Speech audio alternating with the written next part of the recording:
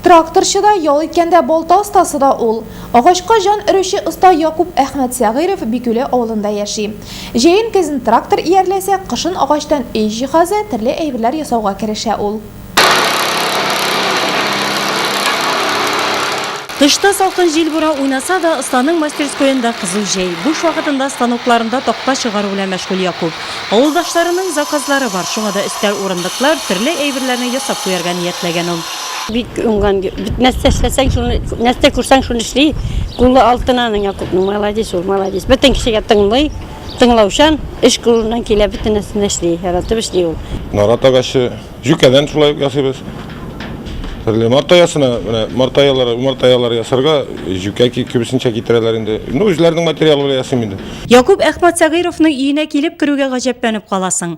Биредә кибеттән алган җиһаз күрмәссең, барысы да останың үз куллары белән ясалган.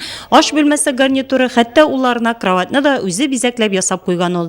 Тормыш иптәше Гөлшат белән 4 бала тәрбияләп үстергәннәр. Хәзер балалар төрле шәһәрдә белем ала икән.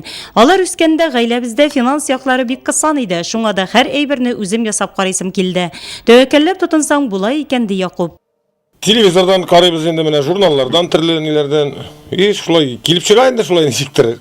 Анда бит инде үзеңнең дә кеңел фантазия дигән нәрсә дә әзрәк шунда кушып җибәрәсең. Эштә күбесенчә уйлап утырасың. Материалың готовый булган тәкъдирдә дә аны бер урындыкны җыяр өчен көне буе башыңны күтәрмичә эшләргә кирәк анарга. Бала чактан техниканы яратып үсә Якуб. Корыш атының бөтен эшкәлекләрен белгәнгә авылдаш механизаторлар арасында да хөрмәтле.